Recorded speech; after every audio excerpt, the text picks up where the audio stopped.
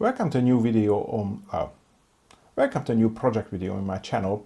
And today I just want to talk about this new sort of like ride and railway project, which is going to be like a PCB and the DIY ESP project. And it is going to be a sort of like a communication device where I can have an ESP collect some data on the locomotive, and that information can be sent over to the driving trolley, which is going to be the the wagon next to the loco that I'm going to be sitting on. So I can display that information, and I want to collect some information like how warm the motors are, what are the current draw, and so have these displayed on my basically on the driving trolley on some sort of like dashboard. And I already bought these really nice analog displays from AliExpress. So these are going to be, it's going to be 5 of them for the 2 temperatures, the 2 current, and the battery voltage for displays. And the main reason I'm using these analog displays because I'm mostly using them during daytime, and visibility is much better in these than on any OLED or LCD display. And I also have these current sensors. So these are Hall effect current sensors that I haven't used before. These actually just came through AliExpress today. And as you can see, it is the ASC 5758, and this is LCB 50B type. So 50 is 50 amp current limit, and B is bidirectional. So it will be able to measure DC current going both ways. So when the loco is braking and there is regen braking or changing direction, that's not going to be an issue.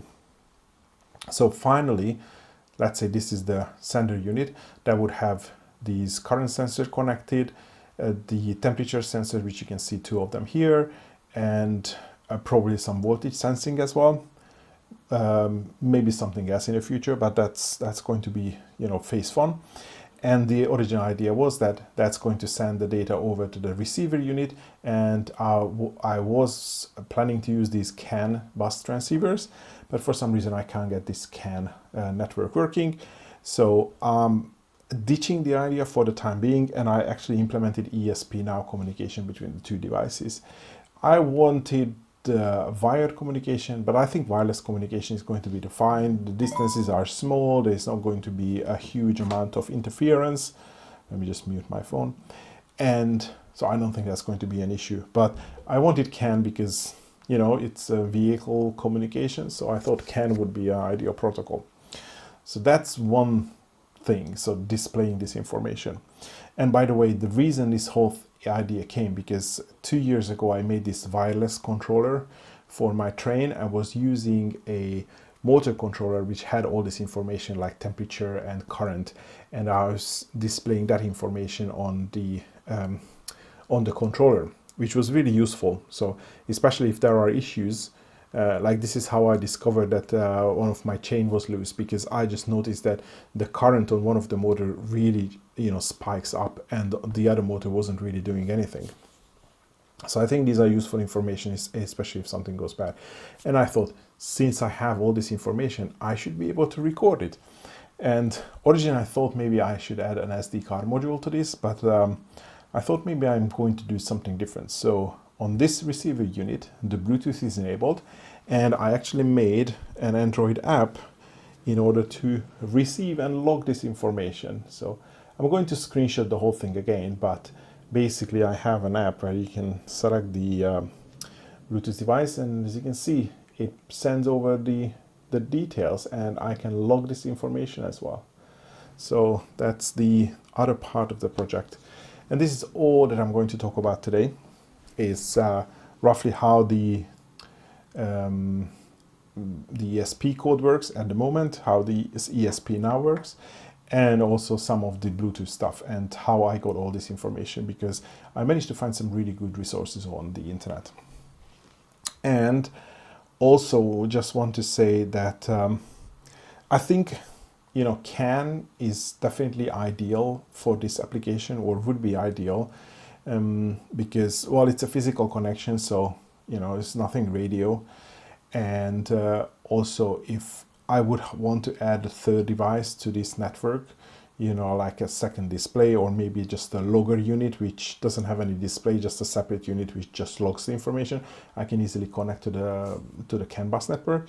But with the ESPNow, for the ESPNow communication, you have to hard code the MAC addresses into the code. So I guess you could build some really, you know, complicated code with some UI where you can enter MAC address, but ideally, you know, once you burn your firmware, that's basically determined that it's going to run on these two devices. And the advantage for the ESPNow is that it seems to be definitely quicker, and also on the CAN 2.0 standard, the maximum payload is only 64 bits, which is just enough for this application. But if I want to do anything more, it's probably not going to be enough. And then I have to send, you know, the information into separate packets, and it just becomes a little bit more complicated. But with ESPNow, you can have a payload up to 250 bytes, I think, which is more than enough for this type of application. So let me change views first, and then I can show you the two Arduino IDE application. So as you can see, I have a Loco transmitter code and the Loco receiver code. And you can see that it measures these two temperatures, and then it just fixes the current and the voltage to like a test value. So I'm sending this information over, and on the receiver side, we are receiving all these values. You can see that the same value that I sent here. So if I touch one of the probes, and so temperature 1 goes up, and you can see the temperature 1 going up here as well. And the sending value, it's the sending value to Bluetooth. So for ESPNow, I found, I just Googled ESPNow. I think I've taken Rui Santos's example from Random Tech Nerd. Let me just find it again. ESPNow.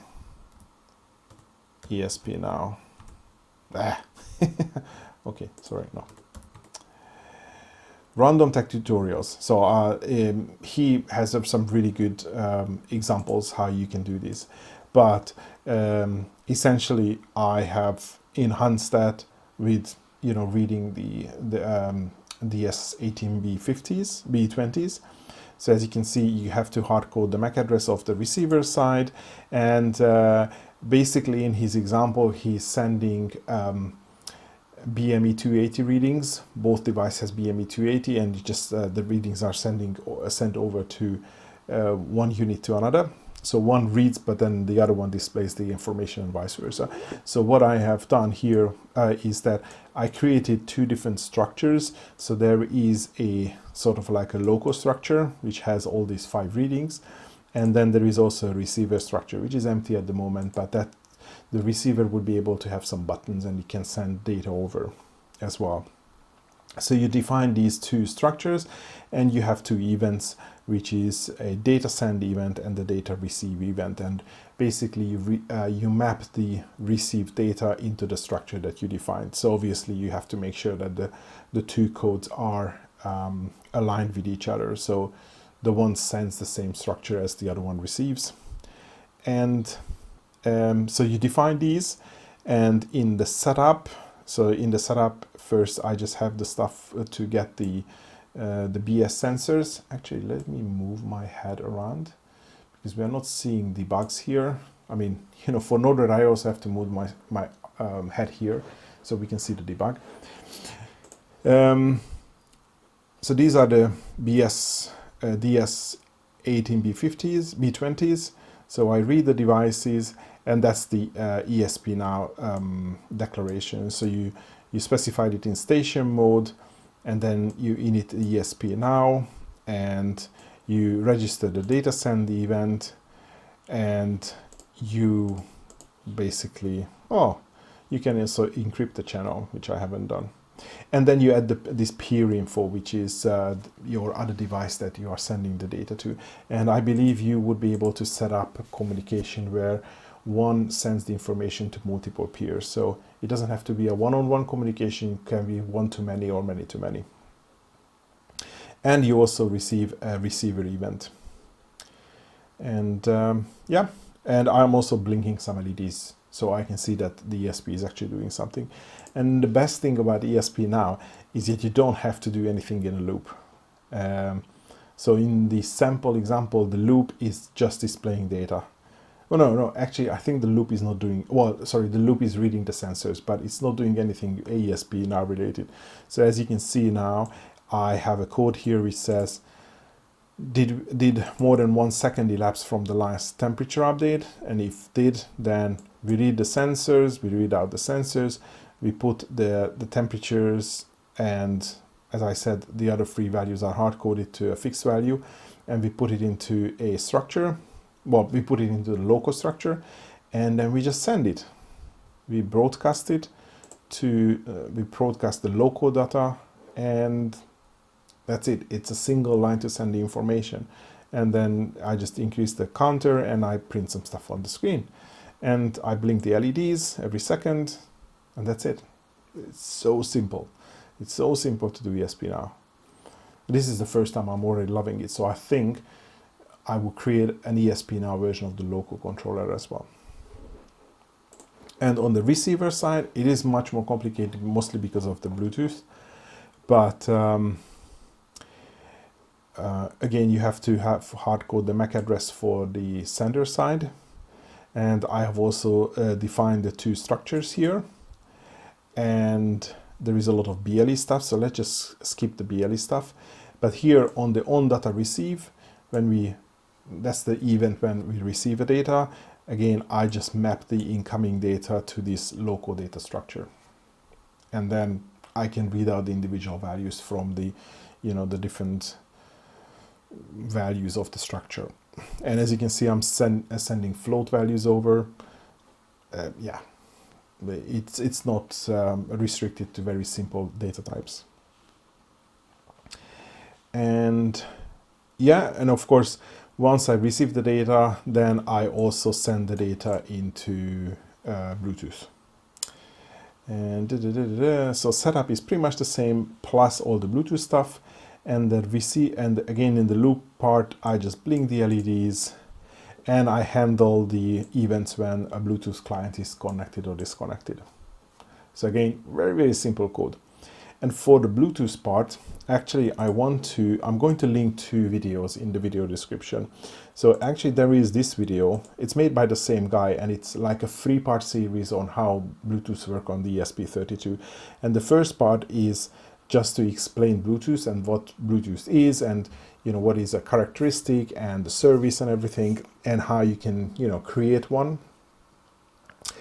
And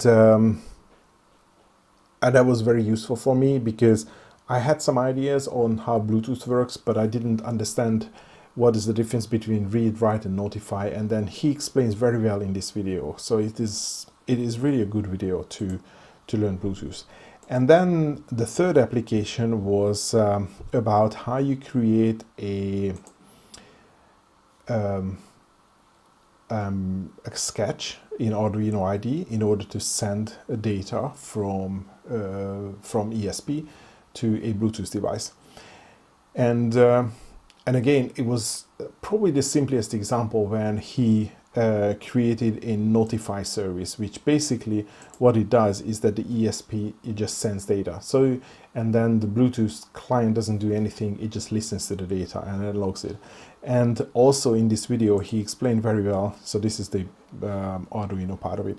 But in the beginning of the video, he explains how he built the application in the MIT App Inventor, which I'm also going to go over quickly. So these 2 videos were basically got me up and running into creating this example without having too much knowledge about Bluetooth and ESP32. It's not entirely true, because I managed to create an example where I was able to read the data from these oximeters that you put on your finger, and it measures your blood oxygen. So, and that uses a notify service as well. But again, I was able to find a sample code for that, which actually worked for my Bluetooth Oxy blood oxygen meter as well. So it was pretty much just copy and paste. But here, again, it was a copy and paste of his example, but I made a lot more changes to that. So these videos are highly appreciated. I highly recommend them. And going back to this going back to the receiver code, which has the Bluetooth. So it has a bunch of Bluetooth declaration and also a lot of Bluetooth declaration, because we had to create a Bluetooth service, and we actually created two Bluetooth characteristics as well. On one characteristics we receive the data, so that's the notify characteristics, and on the other characteristics, which I'm not using at the moment, you can send data back from the phone to the ESP32. So I'm thinking maybe I'm going to use this in order to control the refresh rate.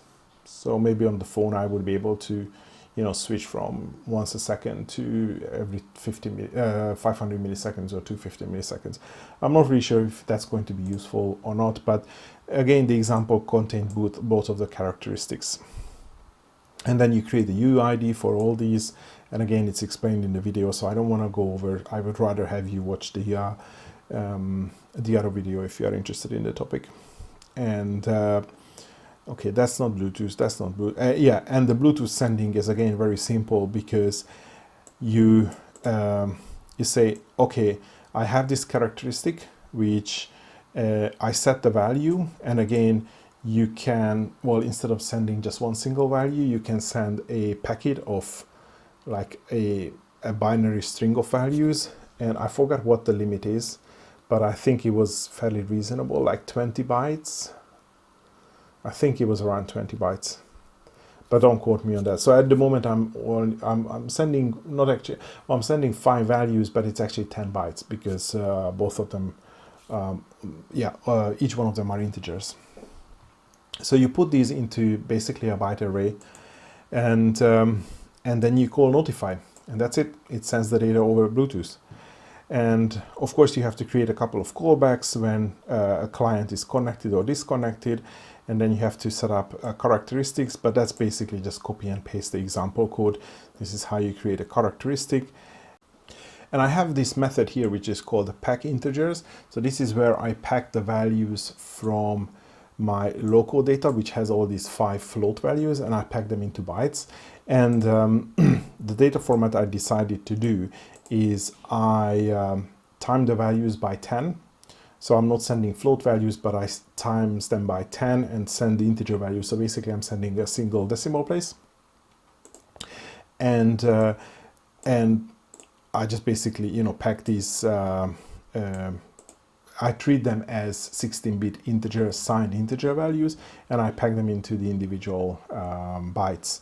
So for example, here I take the upper, 5, so I shift the upper 5 bits over to the rights, and then that basically is array 1, and I take the upper 8 bits, and also then the lower 8 bits of that value, and I put it in the second. So each of these float converted to times 10 integer, I packed into 2 bytes. So this is how my array is 10 bytes altogether. And that's the information which goes into the Bluetooth stack. And I also had some code to unpack it, but I'm never going to do the unpacking here. And in the setup, as you can see, that's the ESPNow setup, and the Bluetooth setup is, you specify the name of the Bluetooth device, so that appears in the Bluetooth list, and you create all the service, you create the characteristics. This service is notified, the first characteristic is notified, the second characteristic in read and write. And you can also add some diagnostic data, which if you use any Bluetooth application that reads the service, it can display all this information. And then you start the service and you start the advertising. So that basically just the device advertises itself. So for example, the phone application can see as a Bluetooth device and able to connect to it. Yep, and in the loop, as I said, I'm blinking the LED, and I handle the events when something is connected or disconnected. nothing else. So again, setting that to Bluetooth is a little bit more complicated, but then actually using it is very simple. And I just love the fact that nothing really happens in the loop. Everything is event callbacks, so at least my loop stays fairly clean, which is usually not the case when I create Arduino sketches. So that's the receiver code in a nutshell. And then let me also show you this MIT App Inventor. So as far as I can tell, this is absolutely free. You can just create whatever application that you want here. And the thing I really like about it is that it comes with so you can download an MIT App Inventor app, and when you download it, then you can copy. It's called AI Companion. I'm not sure. AI not as in artificial intelligence, but App Inventor. I just realized it now. And you click on this AI Companion here, and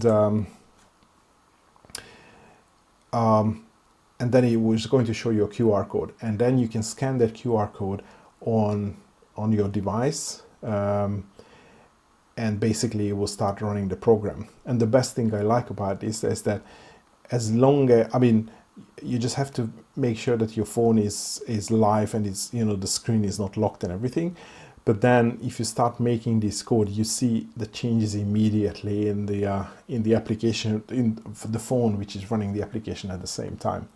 So I was making changes to the code, and debugging was really easy because I was moving these blocks around. So it's using this Scratch programming language, Visual Block. I'm not really sure what it's called. It's the same as it's basically the same as Scratch. So the only reason I know this Scratch because my kids started to learn, development, and they use Sketch. So I was helping him to, understand things, and we also put a couple of apps together. So I had rough ideas how it worked, and I think I made some sample video, some review videos on the M5 stack, and that also has a Scratch programming interface. So back to this one. Again, if you follow this video, not part 1, but part 3. So it takes you through the whole thing, how you create the App Inventor. Oh, by the way, which the video didn't explain, once you are done, you can go build and create an APK file for the Android app. So basically I just downloaded that APK, I moved it over to the phone, and I installed it, and that's how I get an icon. So once you are done with the app, you don't have to use the App Inventor anymore. You can just have the APK file, and you can give it to anyone. Obviously the caveat with Android is that you by the default security settings, you are not allowed to install application from files, but you can go into the security settings, you can enable it, you install the application, and you disable it immediately after that. And I could even, I think here in the project definition, project properties, there was project properties here. You can even create an icon, and that's going to be the icon for your app in your Android screen. So I created a logo, and that became the icon for the app, which is built into the APK file.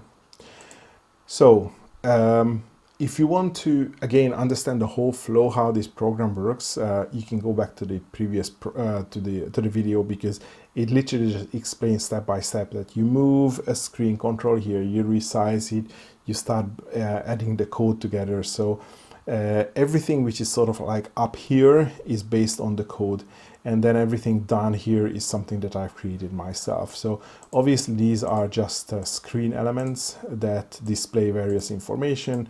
Once the data comes in, then it just shows the information here in sort of like colors and in bigger letters, so I can easily read them.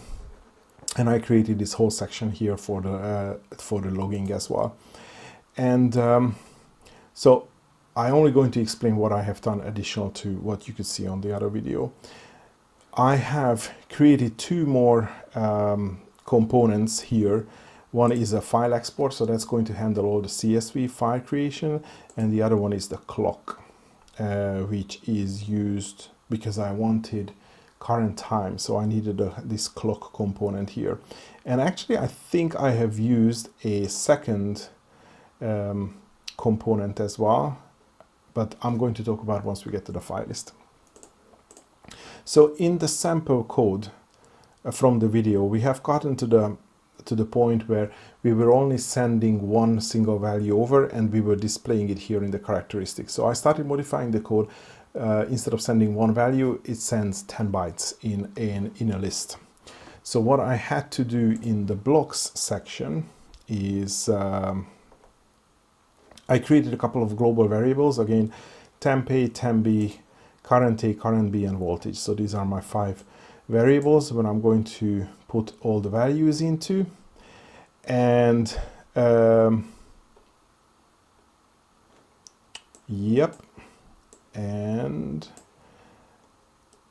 this is the BLE status connected, and that's click and disconnected. Okay, so these are all the buttons that already displayed explained in the video. And so I think in the example code we had, so under the Bluetooth,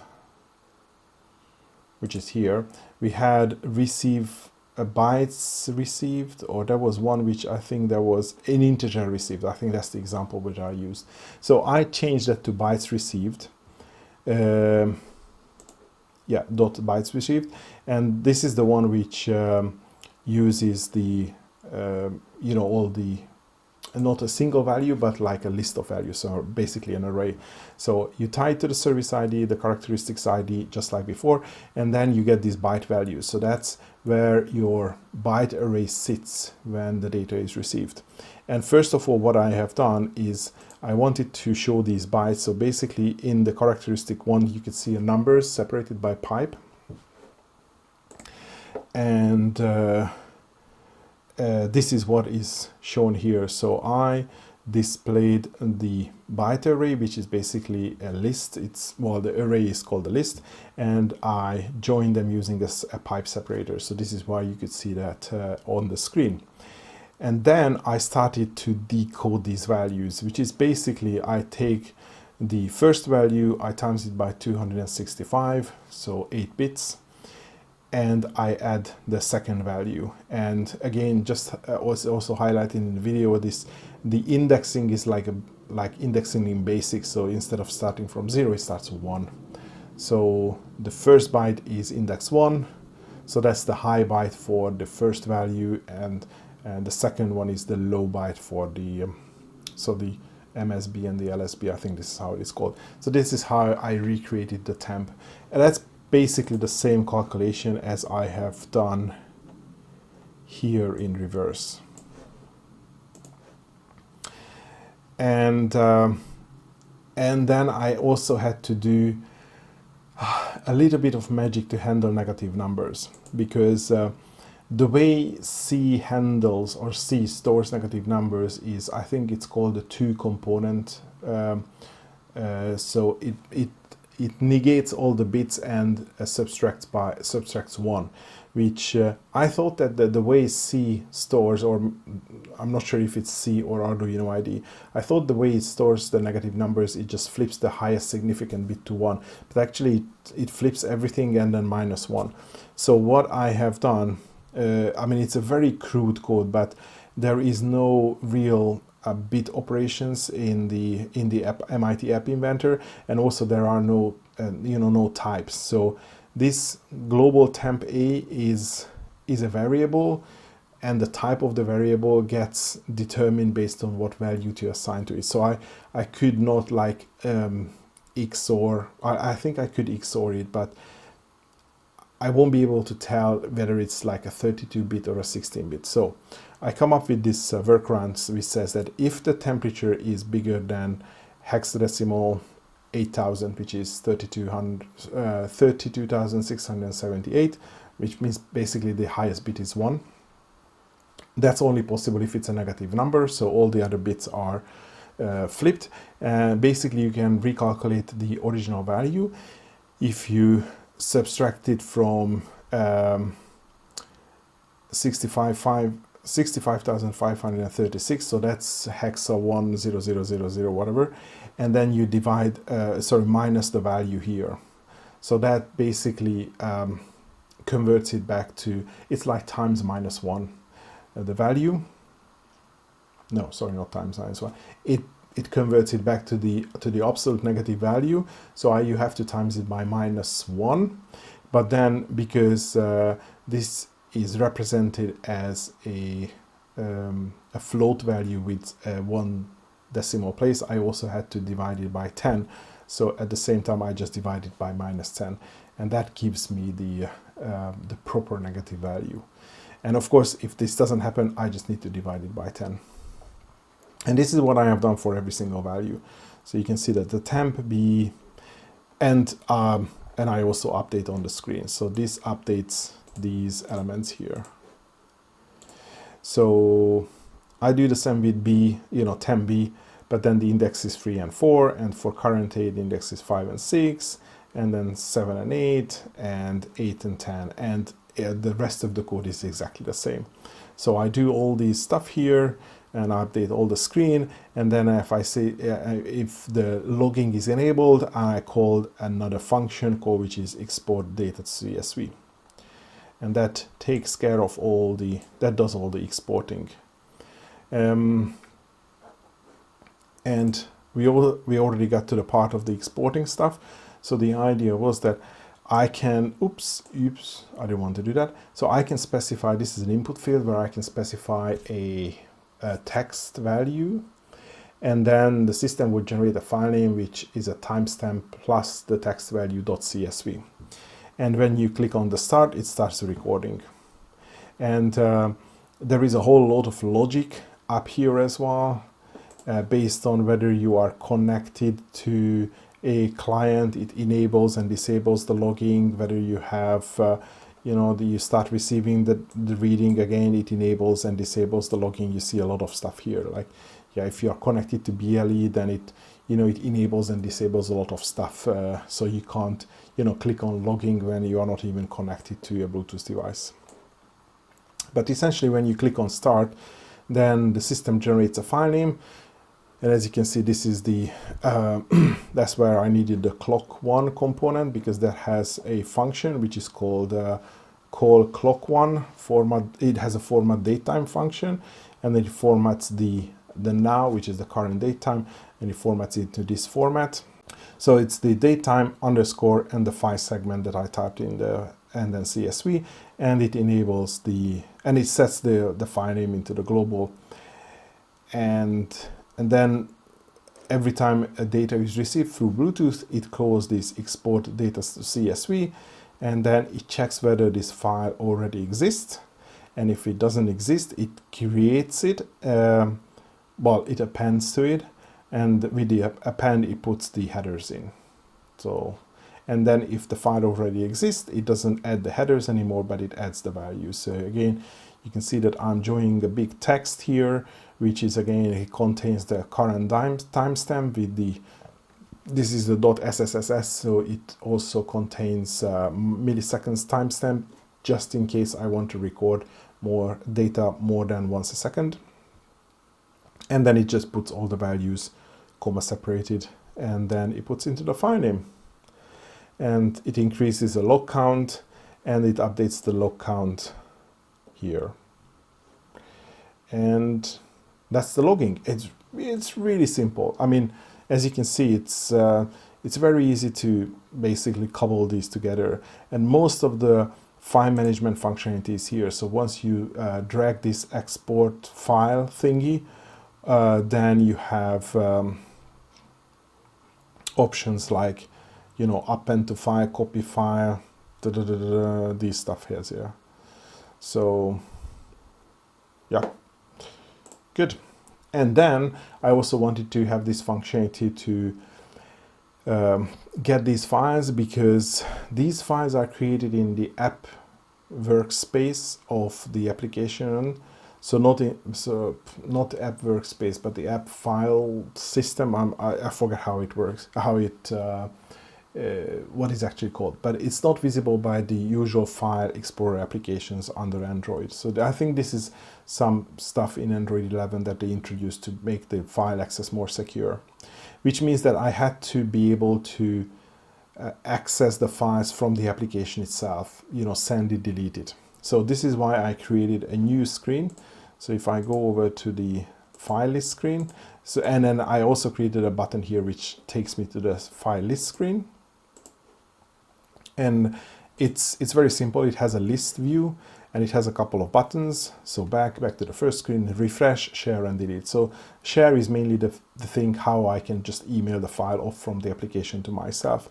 And I also needed to use a file component. So I think is here, storage and file. So you just drag it in. And also there was the same for the clock. I don't know where I find the clock. It's here under sensors. So these are the sort of like a non-visible components that you can drag on. And they just appear as thingy here, icons. And I also added this notifier for... Why did I add? Oh yeah, because if you want to delete, it gives you a pop-up, are you sure you want to delete? So that's the notifier. And I had to install a third-party add-on extension, this get ASD, that's also related to file, to determine the file path, which I'm going to show you just a little bit later. So this is the file list flow. It's not that complicated as the previous one. So basically I just handle that, when this initializes, then I update the file list. And then when I click on refresh, it also updates the file list. And if I click on back, it goes back to the main screen. And in the update file list, I list a directory, and you can see that it's the app scope, and there is nothing in the directory name. So it gives me all the files that are stored in the app space. And, it enables all the share and the delete button. And then it sets that I haven't selected anything, so I set it to empty. And if I select a file, then it checks whether the file name has .csv extension, and then again it sets some of the buttons so I can click on share an app, because by default the application also creates some files which is called, I think, assets and database, which, it gets created automatically, so I don't want to deal with that. And I also handle whether I picked a valid list item from the list. And then, if I click on delete, then I show this notifier which says that, are you sure you want to, that's the dialog message. Are you sure we want to delete this file? And then click yes and no. And then this notifier also has an event when I clicked yes. And then I delete the file name and I update the list. So this file thingy had all these, list directory, delete, save, remove. There is a delete file. Where is the delete? There is delete somewhere here. Delete, yeah. And then when I click on share, there is so from the sharing has a share file. But the problem was that you had to provide a full path to this file, and this is why I needed this get ASD component, because it has this app specific directory. So that's basically the directory for this app, which I think for Android is like /emulated0/ app data / and the name of your application / something. So this is all hidden from you. You don't have to know about this, but when you want to share the file, you have to provide this full path, otherwise it's not going to work. So here I had to get this app specific directory and then put a / and my file name. So that's the file name that I got generated, because up until now I was not dealing with the directory, I was only dealing with the files, because everything lives in the app specific space. So this file scope app. So once you call this, then Android handles the rest. So you click on share and you have this pop-up and then I can select email. I can send the file to myself. So I just turn on scene recording so you can see the stuff. So this is BLE logger, and you can see the icon. That's what I mentioned in the beginning. So you first click on start scanning, and it scans all the Bluetooth devices around you.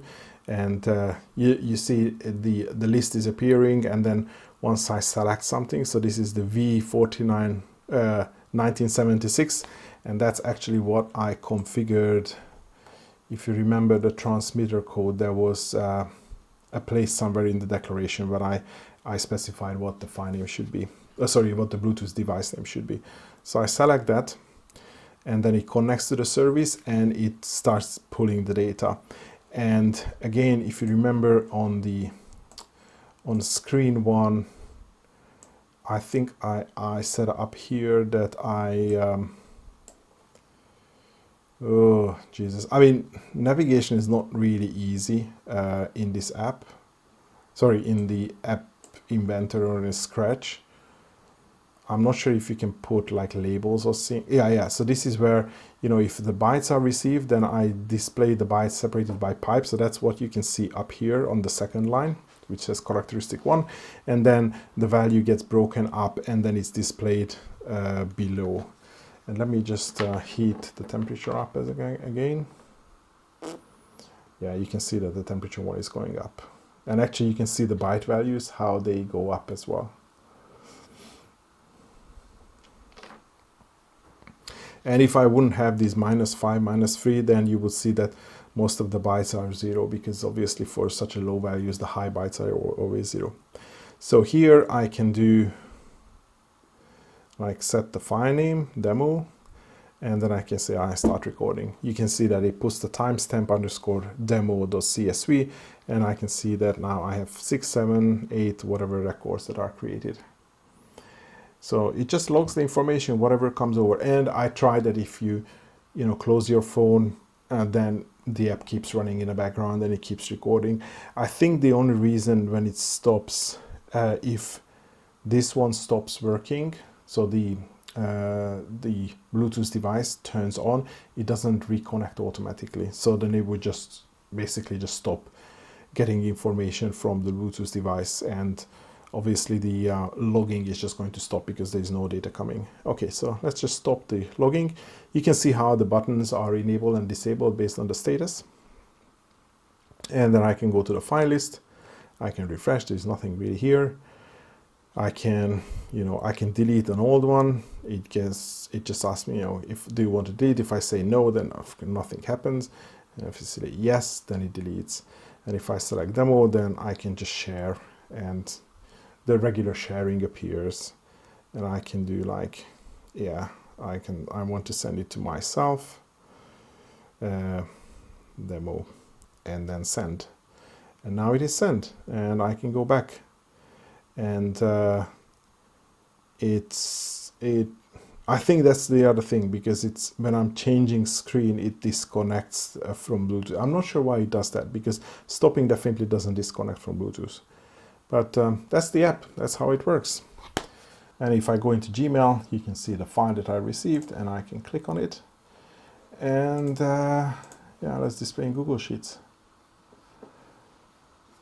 So you can see the timestamp with milliseconds, temperature, voltage. It's a simple CSV file, but it works great. So I would have all this information, I can do something with it. And of course, it would be, fairly easy to extend with additional values if I ever need to. And there is plenty of space in the Bluetooth payload. I mean, that's the other reason I try to send all the data once. So all 5 data is getting transferred from one ESP to a second. I received all 5 data at the same time, so I send all 5 data over to Bluetooth, and it gets received at the same time and logged to CSV. So that was one other reason why I'm happy that I'm not using more data, because then it just fits into all the payloads, because otherwise I have to wait for, I have to send them into, multiple messages. Maybe in Bluetooth I would use 2 characteristics if I go over the limit, and then I have to wait for, maybe I only store data when I receive the second characteristic, and I store the data of the first characteristics temporarily somewhere so I can write them into a single line in the CSV. It's possible, but it's just much easier this way. You can see that the whole code is not that complicated. Okay, I think that's the end of the presentation on this one. As I said, I still have to do a lot more stuff on this one. Just the code itself, it needs these current sensors. These are just analog inputs, so I don't think it's going to be complicated to set these up. And there is already some sample code available for these guys. Of course, this ESP needs to drive all the screens, but this transistor and these resistors are for that. So I've already tested how I can drive it and how I'm going to use it. And I also ordered some LCD screens, so I think I'm going to have an additional LCD screen just to display some additional information. Maybe I want to have just an LCD screen to show me to log me the maximum current. So if I don't catch that on the screen, maybe I just have it shown so I can just look at the end of the run or something like that. And also I think I'm going to have some buttons here. So this ESP would also be connected to an audio unit. So that would be responsible for playing sound effects, which I would be able to trigger from here. So this is why I needed two-way communication between the two devices. So there's a lot more to do, but I think I'm going to, disassemble this development board and move to something else. And since it is still working in this form, I thought I'm going to show you share the project with you. But that will be all for now. I don't think I'm going to release any of the code just yet, unless you are really working on something and you need the examples. Just let me know in the comment section and I can put it on GitHub. But I'd rather do it once the whole project is complete and it's working as I originally envisaged it. So I think that should be all for today. Thanks for watching and hopefully see you in the next video.